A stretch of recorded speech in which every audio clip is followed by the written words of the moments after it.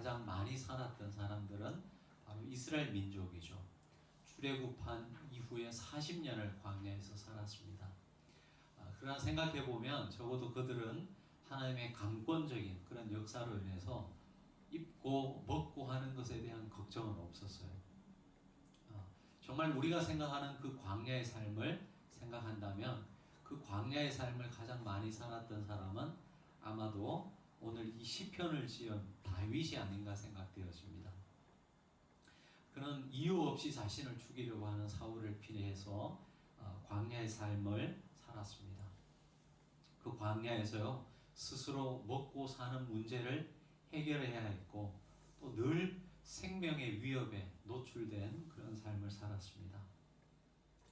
오늘 우리가 읽은 이 시편 18편은 부제가 달려 있습니다. 오늘 18편 보시면 하나님께 드린 기도였다는 것이죠. 하지만 사실 생각해보면 문제가 다 해결되었을 때 드린 기도이기도 하지만 또한 이 기도는 그가 그 문제 중에 있었을 때부터 드렸던 기도라는 것을 우리가 생각해 볼 수 있습니다. 다른 말로 표현하면 그의 인생이 그 광야에 있을 때부터 이 기도를 사실은 올려드렸던 것이죠. 그의 이 고백은 그냥 책상머리에 앉아서 생각하면서 사변적으로 지은 시가 아니라 이 다윗의 삶의 고백이었습니다. 아마도 다윗은 수없이 노출된 그 생명의 위협 가운데서 이 기도를 되뇌이었을 것입니다. 그래, 사울이 저렇게 나를 죽이려고 하지만 내 생명의 주인은 하나님이십니다. 내 생명의 주권은 하나님에게 있습니다. 이 기도를 수없이 하나님 앞에 올려드렸을 것입니다. 그랬기 때문에 그 문제들이 다 해결되었을 때 이런 고백을 드릴 수 있었던 것이지 그런 과정 없이 그냥 문제가 해결되었으니까 논리적 추론으로 하나님 앞에 드렸던 그런 기도가 아니었다는 것이죠. 지난주 저에게도 참 힘든 그런 심적으로 힘든 시간이었던 것 같습니다. 참 마음으로 복잡하고요 또 우울한 그런 마음이 있었습니다. 왜냐하면 태어나서 이랬던 경험이 처음이었습니다. 그런데 한 주 동안 기도하고 또 묵상하면서 하나님께서 주시는 마음이 있었습니다. 일할 때 여러분 이 다윗의 시편을 통해서 여러분 다윗과 같이 이 광야의 시간을 보내는 사람들이 어떤 마음을 갖고 살아가야 하는지 오늘 이 말씀을 통해서 우리가 생각해 보려고 합니다. 개인적으로 또는 또 공동체적으로 이 광야의 시간을 보낼 때 우리가 무엇을 기억해야 할지 오늘 이 다윗의 시편을 통해서 생각해 보면 좋겠습니다. 먼저 오늘 본문에서 다윗은 하나님에 대해서 굉장히 여러 번 시적인 표현으로 고백하고 있습니다. 우리 1절과 2절의 말씀을 다 같이 한번 같이 봉독해 보시겠습니다. 나의 힘이신 여호와여, 내가 주를 사랑하나이다. 여호와는 나의 반석이시요 나의 요새시요 나를 건지시는 이시요 나의 하나님이시요 내가 그 안에 피할 나의 바위시요 나의 방패시요 나의 구원의 뿌리시요 나의 산성이시로다. 이렇게 고백하고 있습니다. 하나님을 굉장히 여러 가지 말로서 묘사하고 있습니다. 나의 반석, 요새, 나를 건지시는 이시요 나의 하나님이시요 나의 피할 바위시요 나의 방패시요 나의 구원의 뿌리시요 이렇게 여러 번 하나님에 대해서 묘사하고 있습니다. 여러분 이 표현이 담고 있는 의미가 무엇이겠습니까? 하나님의 존재에 대해서 여러 가지 말로 표현하고 있는데 이것은 다르게 표현하면 하나님이 나의 힘이시다라는 것은 반대로 말하면 나라는 존재는 그 하나님 앞에서 너무도 연약한 사람이라는 그 고백을 담고 있을 것입니다. 앞에서도 말씀드린 바 다윗이 광야의 삶을 살아야 했던 것은 그 자신이 원해서 그렇게 산 것이 아니죠. 어쩔 수 없어서 그는 왕 사울에 의해서 늘 쫓기는 삶을 살았습니다. 여러분 아시겠지만 이스라엘 땅은 그렇게 넓은 땅이 아닙니다. 미국처럼 약 우리나라 강원도나 뭐 경상남북도 만한 그런 크기의 좁은 땅입니다. 여러분 그 땅에서 사울을 피해서 도망 다녔던 사람이 바로 다윗이었습니다. 얼마나 마음이 불안했겠습니까? 오늘 우리가 읽었던 이 부제목에서 보면 사울 한 명만 다윗을 죽이려고 했던 것이 아닌 것 같습니다. 오늘 부제목을 보면 모든 원수들의 손에서와 사울의 손에서 벗어났을 때 이렇게 되어 있거든요. 무슨 말이겠습니까? 다윗을 죽이려고 했던 사람은 사울뿐만 아니라 굉장히 많은 사람들이 있었다라는 것이죠. 실제로 다윗이 그 사울을 피해서 도망갔을 때 그 다윗을 고발했던 사람들 때문에 다윗이 죽을 그런 숱한 기회가 있었다는 것입니다. 그러니 다윗의 마음이 얼마나 졸였겠습니까? 얼마나 불안했겠습니까? 그의 마음에는 정말 하나님께서 자신을 지켜주시지 않으면 그의 목숨이 마치 파리 목숨과 같다라는 것을 늘 인식했을 것입니다. 철저히 자신의 한계를 알았던 것이죠. 여러분, 우리가 이 시기를 보내면서 이 마음을 가졌으면 좋겠습니다. 우리의 한계들을 인식하는 그런 시간이 되었으면 좋겠다는 것이죠. 2차 세계대전 이후에 독일을 중심으로 일어난 철학 사조 중에 실존주의 철학이 있습니다. 이 실존주의 철학에서 쓰는 용어 중에 하나가 바로 이 한계 상황입니다. 그들이 말하는 이 한계 상황 몇 가지가 있는데요. 사람인 이상 누구도 이 한계 상황에서 벗어날 수 없다라는 한계 상황을 몇 가지 이야기하고 있는데 여러분 한번 들어보시기 바랍니다. 첫 번째는 생로병사입니다. 인간으로 태어난 이상 모든 사람이 이 생로병사의 한계 상황에 거하게 된다는 것이죠. 태어나서 병들고 늙어 죽는 것, 여기에서부터 자유로울 수 있는 사람이 누가 있겠습니까? 두 번째로는 인간은 고독하다라는 이 한계 상황을 벗어날 수 없다는 것입니다. 외로움, 고독을 벗어나기 위해서 결혼을 해보지만 결혼을 해도 고독하고 결혼을 하지 않아도 고독하다는 것입니다. 세 번째는 인간은 누구나 방황한다는 것입니다. 인간이 절대로 피할 수 없는, 언제나 방황할 수밖에 없는 존재라는 것. 그리고 마지막으로는 인간은 죄를 짓고 산다는 이 한계 상황을 벗어날 수 없다는 것입니다. 여러분 다 맞는 말 아니겠습니까? 근데 이것뿐이겠습니까? 여러분 사람이 살아가면서 맞는 그 한계 상황이 이것뿐이겠습니까?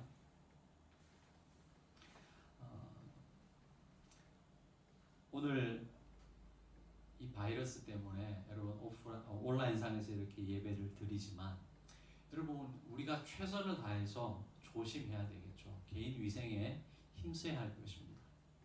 하지만 여러분 한번 생각해 보시기 바랍니다. 내가 아무리 조심해도 100% 안전할 수 있겠습니까? 여러분 오늘도 살아가면서 수없이 많은 불특정 다수의 사람들을 만날 수밖에 없는 상황 속에 놓이게 될 것입니다. 생각해 보면 우리가 최선을 다해서 우리 개인 위생에 힘써야 되겠지만 그것만으로 우리의 안전을, 우리 인생의 안전을 보장할 수 없다는 것, 우리는 늘 기억해야 할 것입니다. 그러면 그런 한계 상황 속에서 반드시 기억해야 되는 것, 반대로 하나님을 더욱더 의지해야 되는 존재라는 것을 우리가 이런 시간을 보내면서 생각해야 된다는 것이죠. 지중해 주변의 대부분의 이 영토를 차지했고 인도까지 영향력을 펼쳤던 여러분 알렉산더 대왕도 30대 초반에 열병에 의해서 죽을 수밖에 없었습니다. 여러분, 이 코로나 사태를 우리가 맞이하면서 다시 한 번 더 생각해 보면 좋겠습니다. 우리 인간이 얼마나 연약한 존재인 것을 깨닫는 그런 시간이 된다면 여러분, 이 시간은 결코 무의미한 그런 시간만은 아닐 것입니다. 사실 우리 인간의 한계 상황을 인식할 때 여러분, 인간은 참된 인간으로서 살아갈 수 있는 것입니다. 두 번째로 오늘 이 시편은 그 광야와 같은 세상 속에서도 그의 생명의 주권, 삶의 주권이 하나님께 있다는 것을 다윗은 고백을 하고 있는데 오늘 우리에게도 마찬가지입니다. 오늘 우리 생명의 주권이 하나님께 있다는 것을 여러분 꼭 기억해야 하는 것입니다. 사랑하는 성도 여러분, 코로나로 인해서 수많은 사람들이 죽고 사람들은 공포에 휩싸여 있고 또 우울한 시간을 보내고 있지만 우리가 이런 시간을 통해서 잊지 말아야 하는 것은, 그리고 더욱더 견고히 붙들어야 하는 것은 하나님께서 여전히 이 역사의 주관자시라는 것이에요. 그래서 예수님께서도 참새 한 마리도 하나님의 허락 없이는 땅에 떨어지지 않는다고 말씀해 주셨습니다. 여러분 믿으시나요? 코로나가 온 세계를 이렇게 공포에 휩싸이게 만들지만 여전히 우리의 삶의 주권은 하나님에게 있다는 것, 여러분 믿으시나요? 한낱 미물인 참새 한 마리도 하나님의 섭리 안에 있지 않으면 떨어질 수 없다면 여러분, 이 상황이, 지금 우리가 처해 있는 이 상황이 하나님과 무관한 상황에서 일어나는 일이겠습니까? 한번 생각해 보시기 바랍니다. 아까도 말씀드렸다시피 지난주에 참 마음이 참 우울했었는데요. 한 주를 보내면서 곰곰이 생각해 보았습니다. 여러분, 어제와 오늘, 지난주와 이번 주 달라진 게 있습니까? 하나님과 관련해서. 어제까지는 하나님께서 통치하셨는데 오늘부터는 휴업에 들어가셨나요? 그런 것 아니죠. 통치자가 바뀌었습니까? 전혀 그렇지 않죠. 어제 카톡을 통해서도 공지해 드렸지만 우리가 이렇게 온라인 예배를 드리는 것은 이 코로나 바이러스가 무서워서 그렇게 드리는 것은 아닙니다. 우리가 온라인으로 전환한 이유는 교회가 이 사회 속에 있는 조직으로서, 교회도 이 사회 속에서 살아가는 공동체 일원으로서 그 사회가 추구하는 공적 의무, 공적 책임에 함께하기 위한 것이고, 또 그것이 궁극적으로는 생명을 보호하는 그런 정책이기 때문에 우리가 함께하는 것입니다. 하지만 어쩌면 저와 여러분 중에 여러분 마음속에 두려워서 교회를 못 나오시는 분 혹시 있다라고 한번 생각해 보시기 바랍니다. 그런 이유에서라면 저와 여러분이 이런 과정을 통해서 과연 하나님을 어떤 존재로 믿고 있는지 우리 자신의 신앙을 점검해 볼 수 있는 그런 시간이 되었으면 좋겠습니다. 저와 여러분은 어려운 일이 생길 때 누구가 먼저 생각납니까? 또한 누구를 먼저 의지하려고 합니까? 여러분, 어쩌면 내가 어려움에 처했을 때 가장 먼저 생각나는 사람, 가장 먼저 의지하고 싶은 사람, 그 사람이 저와 여러분의 삶의 주인일지도 모르겠습니다. 우리가 평상시는 하나님께서 우리의 삶의 주인이라고 고백하지만 그 고백의 주인은 우리가 어려움 당할 때 진짜로 점검될 수 있는 것이에요. 저는 가끔 이런 생각을 해봅니다. 좀 엉뚱한 생각일 수도 상상일 수도 있겠지만 지금 이 한국 사회가 6.25나 아니면 일제시대로 돌아간다고 한번 생각해 보시기 바랍니다. 많은 어떤 공산당원들이 아니면 일제가 여러분 교회 앞에 서서 교회 들어가려고 하는 사람들을 검사하고 그런 사람들을 잡아서 핍박한다면 그래도 나는 주일날 이 예배당에 와서 예배 드리려고 할 수 있을까? 이런 생각을 한번 해봅니다. 여러분, 그런 극단적인 상황은 아니지만 이런 상황을 통해서 저와 여러분의 신앙을 한번 생각해 볼 수 있었으면 좋겠습니다. 오늘 이 시편의 다윗은 하나님이 그의 삶의 주인이시고 생명의 주권자임을 고백하고 있습니다. 특별히 광야와 같은 이 시간을 보내면서 저와 여러분 속에 우리의 신앙을 한번 점검해 볼 수 있는 그런 기회가 될 수 있었으면 좋겠습니다. 마지막으로 우리가 이 광야를 지내면서 생각해 봐야 되는 것은 이 광야의 시간도 고통스럽고 힘들지만 하나님의 뜻이 있는 시간이라는 것 우리가 꼭 기억해야 할 것입니다. 이런 고통을 당하면서도 제가 더 걱정되는 것은요, 이런 고통을 당하는 것만큼 이 고통의 시간이 의미 있는 시간이 된다면 결코 이 고통의 시간은 고통으로만 끝나는 시간이 되지 않을 텐데, 그 의미들을 발견하지 못한다면 그냥 힘들기만 하고 지나가는 시간이 될까봐 그것이 걱정스럽습니다. 여러분, 이 다윗의 인생을 돌아보면요, 다윗에게 이 광야의 시간은 분명 고통스러운 시간이었어요. 다시 이런 시간을 보내고 싶지 않은 마음이 다윗의 마음에 간절했을 것입니다. 그러나 이 광야의 시간은 다윗에게 있어서 굉장히 중요한 시간이었습니다. 많은 사람들이 사울과 이스라엘의 초대왕 사울과 다윗의 삶을 비교하거든요. 근데 처음 시작은 비슷했지만 그 끝은 극과 극이었습니다. 왜 사울과 다윗이 비슷하게 시작했지만 이렇게 반대되는 삶의 결과를 살았을까? 많은 사람들이 바로 이 광야 때문이라고 말합니다. 사울은 이런 광야의 시간 없이 왕이 되었습니다. 반면에 다윗은 수십 년간 광야를 전전긍긍하며 그의 신앙의 기초를 쌓았습니다. 이것이 그 두 사람의 이 삶의 끝이 너무나 확연하게 다른 차이를 만들어냈다라고 그렇게 이야기합니다. 그런 의미에서 이 광야의 시간은 다윗의 삶에 있어서 굉장히 중요한 시간이었죠. 저는 이번 코로나 사태 그리고 이 시간을 통해서 굉장히 많은 사람들이 고통스러워하는데, 그러나 그 고통스러운 만큼 굉장히 의미 있는 시간이라는 것을 생각하게 되었습니다.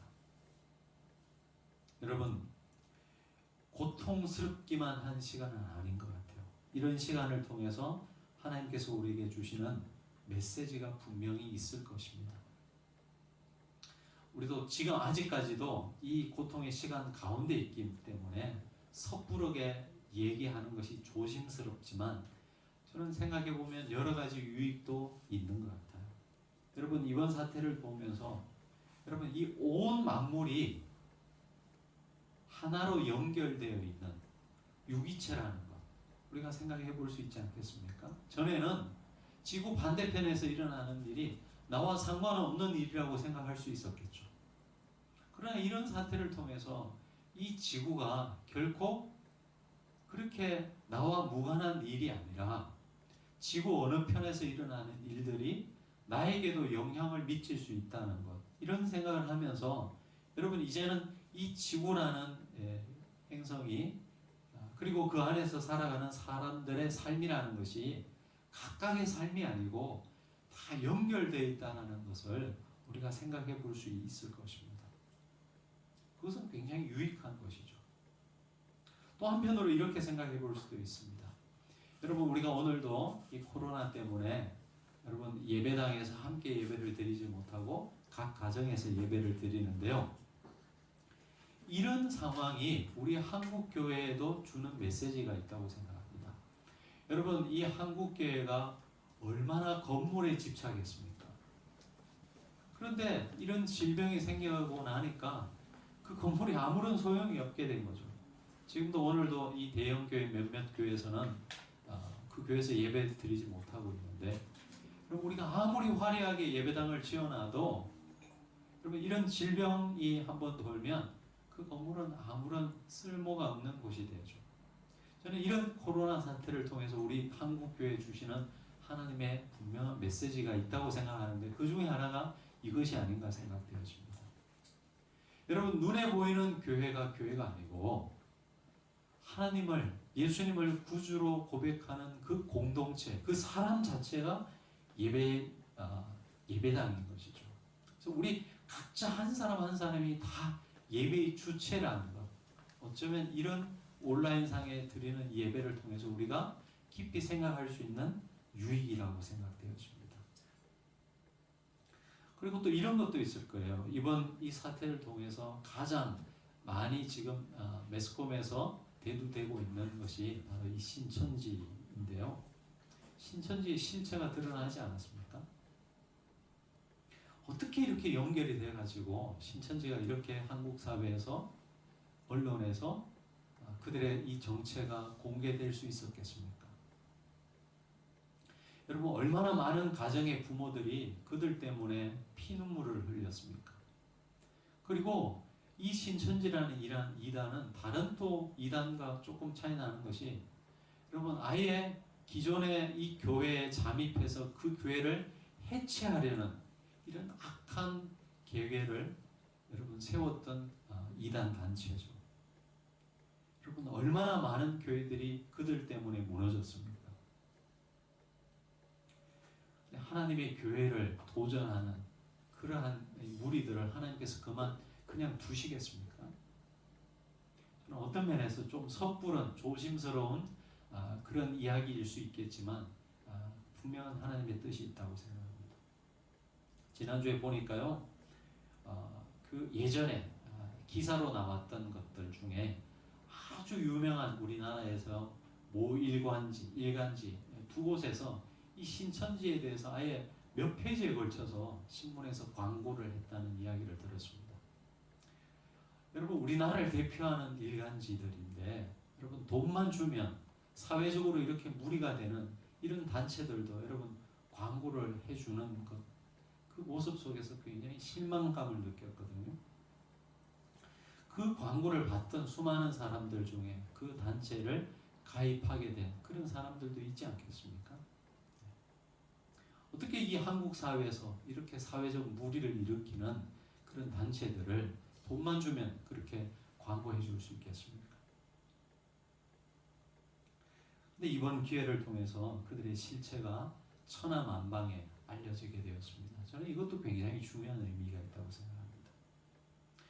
여러분 광야의 삶은 그냥 고통스러운 삶뿐만 아니라 분명한 하나님의 뜻이 있다는 것, 여러분 기억하시고 기도해 주시기 바랍니다.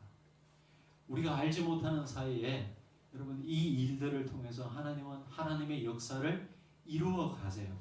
거기에 대한 신뢰와 믿음을 견고히 하실 수 있었으면 좋겠습니다. 말씀을 마치겠습니다. 여러분 오늘 이 다윗의 고백이 우리의 고백 되기를 원합니다. 이러한 시간들을 통해서 고통스럽기만 하지 않고 오히려 우리를 더 성숙시키고 우리를 더 새롭게 해 나가시는 하나님의 섭리가 있다는 것을 분명히 기억하시고 함께 기도하시는 저와 여러분 되기를 원합니다. 우리 1절과 2절의 말씀 같이 한번 다시 읽고 오늘 말씀을 마치겠습니다. 여러분 이 다윗의 고백이 저와 여러분의 고백 되기를 원합니다. 우리 함께 시편 18편 1절과 2절의 고백을 함께 드리겠습니다. 나의 힘이신 여호와여, 내가 주를 사랑하나이다. 여호와는 나의 반석이시요 나의 요새시요 나를 건지시는 이시요 나의 하나님이시요 내가 그 안에 피할 나의 바위시요 나의 방패시요 나의 구원의 뿌리시요 나의 산성이시도다. 아멘. 기도하시겠습니다. 살아계신 하나님 아버지, 광야의 삶은 결코 녹록지 않고 웬만하면 피해가고 싶은 그런 시간들이지만, 그러나 돌아보면 그 광야의 시간을 통해서만 주시는 하나님의 귀한 은혜가 있음을 고백합니다. 온 국민이 이 전염병으로 힘든 시간을 보내고 있습니다만 주님 기도합니다. 이 시간을 통해서 하나님께서 주시는 하나님의 은총이 여전히 있음을 고백할 수 있도록 도와주시옵소서. 우리 이 나라와 민족에게 이 시간이 정말 하나님의 뜻이 그리고 하나님의 통치와 주권이 이루어지는 그런 시간들로 자리매김해 갈 수 있도록 온 성도들이 함께 끼어서 기도할 수 있는 이 시간, 특별히 사순절이 될 수 있도록 인도해 주옵소서. 감사와 찬양을 드리며 예수님 이름으로 기도합니다.